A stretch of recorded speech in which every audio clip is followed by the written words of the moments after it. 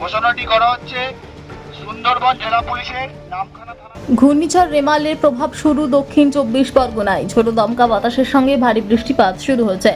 সমুদ্র যথেষ্ট উত্তাল রয়েছে, কারো মেঘে ঢেকে রয়েছে আকাশ। জেলার সুন্দরবন উপকূলে বৃষ্টি ও দমকা বাতাসের তীব্রতা বেশি। বেলা বাড়ার সঙ্গে সঙ্গে দুর্যোগ বাড়বে বলে হাওয়া অফিসের পূর্বাভাস। শক্তিশালী ঘূর্ণিঝড় রেমাল আজ রাত 11টা থেকে 1টার মধ্যে স্থলভাগে আছড়ে পড়ার সম্ভাবনা। ইতিমধ্যেই সুন্দরবনের গঙ্গাসাগর এবং বকখালি পর্যটন কেন্দ্রের সমুদ্র সৈকতগুলিতে পর্যটকদের নামতে নিষেধ করা হয়েছে প্রশাসনের তরফে। জেলার সুন্দরবনের উপরে আঘাত করতে পারে ঘূর্ণিঝড় রেমাল।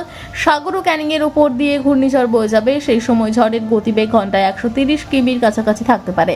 সমুদ্র নদীতে ব্যাপক জলস্তর বাড়ার সম্ভাবনা। পূর্ণিমার কটালের জেরে এমনিতেই নদী ও সমুদ্রের জলস্তর বৃদ্ধি পেয়েছে। সুন্দরবন জুড়ে জলোচ্ছ্বাসের আশঙ্কা করা হচ্ছে। সুন্দরবনে দুর্বল ও মাটির বাঁধ উপচে জল ঢুকতে পারে লোকালয়। ইতিমধ্যেই জেলা প্রশাসনের তরফে সুন্দরবনের দুর্গম 3টি দ্বীপ ঘোড়ামারা মৌসুমী জি প্লটে শুকনো খাবার ও পানীয় জল পৌঁছে দেওয়া হয়েছে। পরিস্থিতি পর্যালোচনা করে ওই এলাকার বাসিন্দাদের ফ্লাড সেন্টার স্কুলে তুলে নিয়ে যাওয়ার সিদ্ধান্ত নিয়েছে প্রশাসন। নদী এবং স্থলপথে চালানো হচ্ছে লাগাতার মাইকিং প্রচার। দুর্যোগের জেরে আজ ও আগামীকাল জেলার সব ফেরি পরিষেবা বন্ধ থাকবে।